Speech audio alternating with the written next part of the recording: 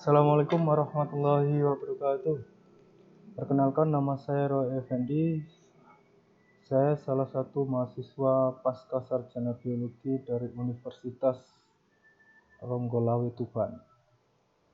Jadi materi kali ini atau PPT kali ini saya akan menyampaikan tentang pembuatan tape dari beras.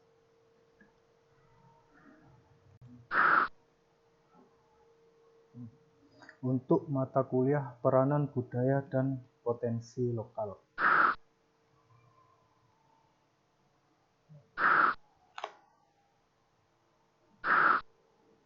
Sekilas tentang pengertian bioteknologi.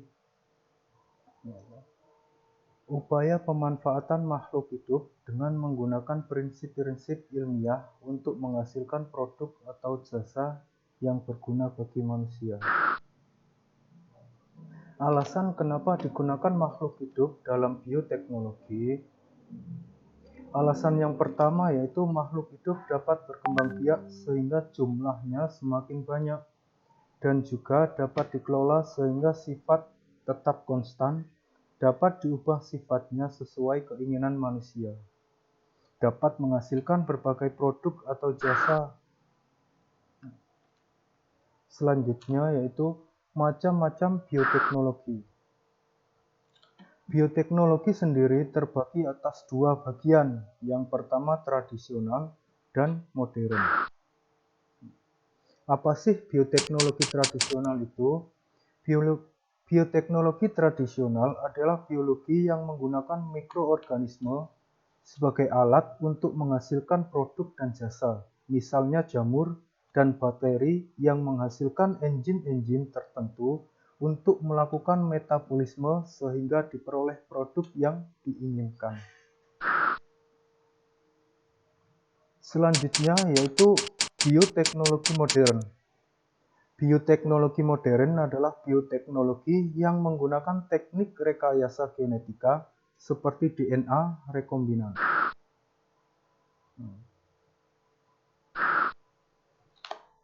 Sejarah singkat tentang perkembangan bioteknologi. Bioteknologi tradisional sudah ada sejak zaman sebelum Masehi. Untuk bangsa Mesir, 6.000 tahun sebelum Masehi, ribuan tahun yang lalu, bangsa Mesir kuno telah membuat wine menggunakan ragi.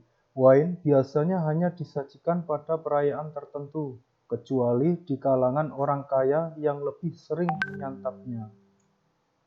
Untuk bangsa Romawi sendiri, sama dengan bangsa Mesir kuno. Bangsa Romawi juga telah menggunakan mikroorganisme untuk keperluan pangan. Contohnya yaitu untuk pembuatan roti. Selanjutnya bangsa Aztec. Bangsa Aztec memanfaatkan panggang sebagai sumber makanan sehari-hari mereka.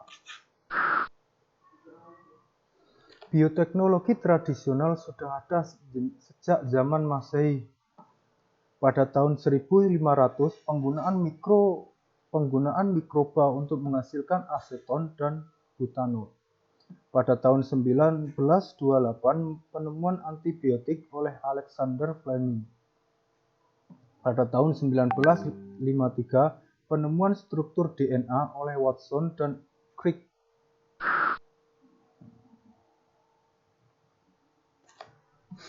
Bioteknologi tradisional sudah ada sejak zaman Masehi. Pada tahun 2000, penemuan rekombinan DNA di laboratorium.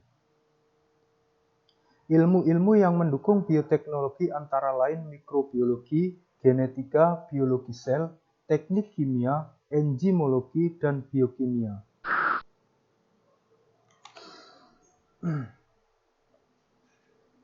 Sebelum kita mulai pada bab waktu dan tempat, kita bahas tentang beras merah dulu. Beras merupakan salah satu dari 9 bahan pokok di beberapa negara, terutama Asia. Beras merupakan makanan pokok terpenting. Selain dijadikan nasi, beras juga digunakan sebagai bahan penguat berbagai macam panganan dan kue-kue. utamanya dari ketan, termasuk pula untuk kejadian tape untuk dijadikan tape. Selain itu, beras merupakan komponen penting bagi jamu beras kencur dan parang. Minuman yang populer dari olahan beras adalah arak dan air tajin. Manfaat beras atau nasi. Selain mengenyangkan, ternyata nasi memiliki beberapa manfaat di antaranya. Sumber energi yang hebat, nasi itu banyak mengandung karbohidrat yang bertindak sebagai bahan bakar bagi tubuh dan membantu dalam fungsi normal otak. Beras juga mengandung bahan untuk menghilangkan kolesterol. Makanan nasi itu sangat baik bagi kesehatan karena nasi tidak mengandung lemak yang berbahaya, yaitu kolesterol atau sodium. Nasi menjadi salah satu bagian dari diet yang seimbang. Nomor 3, kaya akan vitamin. Nasi itu banyak mengandung vitamin dan mineral, misalnya niacin, vitamin D, kalsium, serta zat besi, tiamin, dan riboflavin. Banyak mengandung resisten starch. Nasi banyak mengandung resisten starch yang akan masuk ke dalam usus dalam bentuk yang belum dicerna. Itu akan membantu pertumbuhan bakteri yang berguna di dalam usus. Selanjutnya, mengurangi resiko tekanan darah tinggi. Nasi tidak banyak mengandung sodium dan dianggap sebagai makanan terbaik untuk mereka yang menderita tekanan darah tinggi atau hipertensi. Mencegah kanker, misalnya brown rice, itu banyak mengandung serat isoleuc yang mungkin bisa melindungi Anda dari berbagai jenis kanker. Banyak peneliti yang percaya bahwa serat isoleuc itu penting dalam melindungi tubuh dari sel-sel kanker. Mengobati disenteri, bagian kulit ari dari nasi dianggap sebagai obat yang efektif. Untuk mengobati disenteri, sekam padi yang berusia 3 bulan mengandung diuret propertif. Orang Cina percaya bahwa nasi dianggap meningkatkan selera, menyembuhkan sakit perut dan masalah pencernaan. Merawat kulit. Para ahli medis mengatakan bahwa tepung padi bisa digunakan untuk menyembuhkan beberapa jenis penyakit. Di wilayah India, air beras digunakan oleh praktisi Ayurvedic sebagai obat yang efektif untuk mendinginkan permukaan kulit yang terbakar. Mencegah Alzheimer, dessert. Brown rice banyak mengandung neurotransmitter yang bisa mencegah Alzheimer disease. 10. Menguatkan jantung. Rice bran oil punya kemampuan antioksidan yang bisa menguatkan jantung dengan cara mengurangi kadar kolesterol dalam tubuh.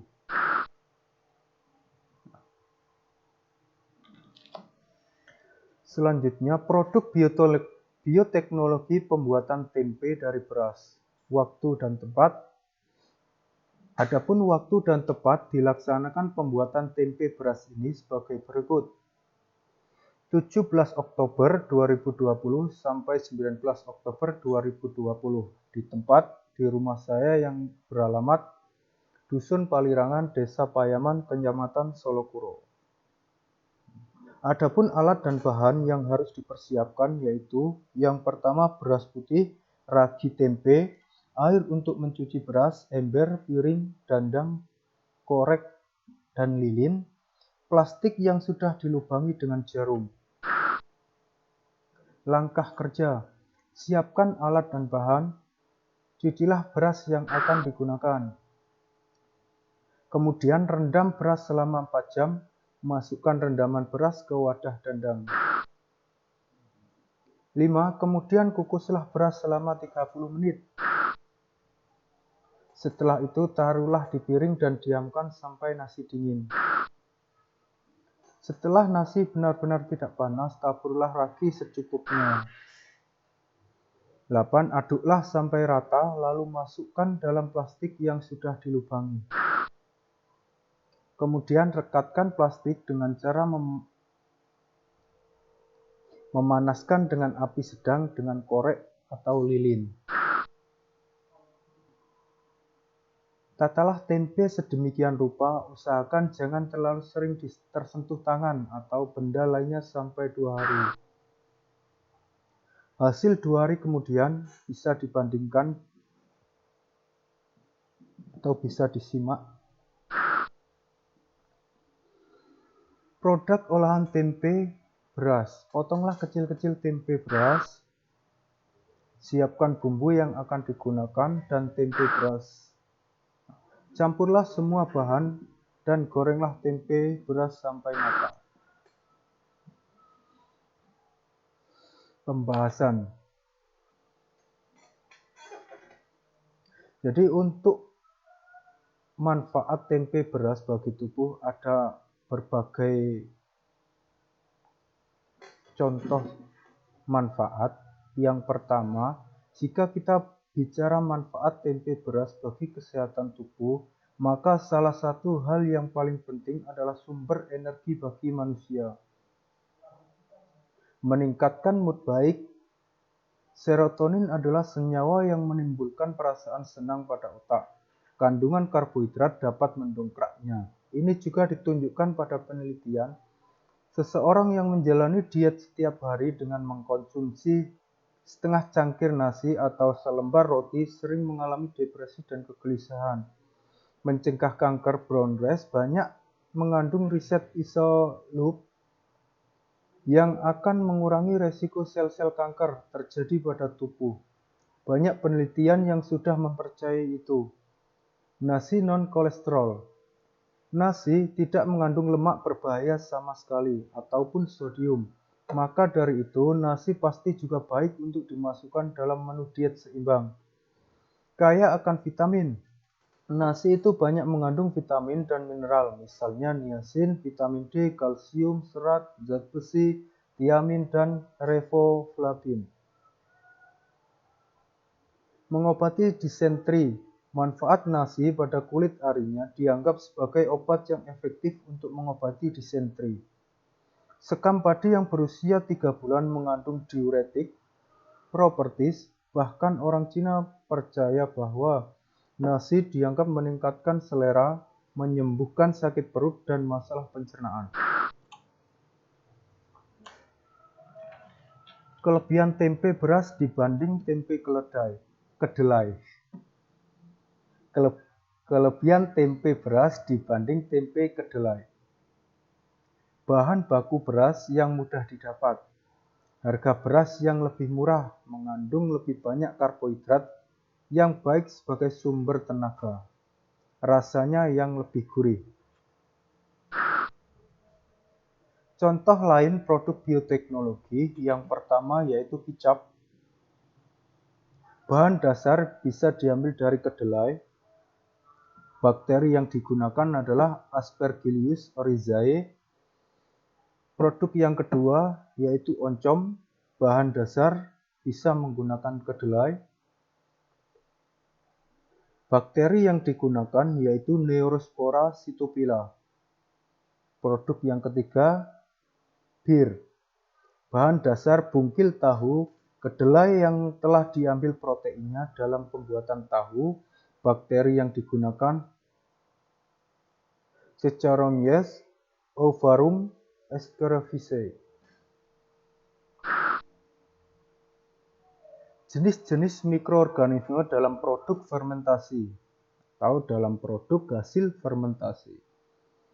Bahan baku yang pertama yaitu susu sapi, susu domba, susu kuda. Jenis mikroba yang digunakan adalah Streptococcus lactis, Lactobacillus bulgarius, Candida sp. Bahan pangan hasil fermentasi dari susu sapi bisa berbentuk kefir, susu domba bisa berbentuk yogurt, susu kuda juga bisa berbentuk kefir. Selanjutnya yang kedua yaitu bahan baku kubis, kubisan dan sayuran lain. Jenis mikroba Rhizopus oligosporus, Bahan pangan dari hasil fermentasi bisa berupa tempe, kicap, dan kimchi.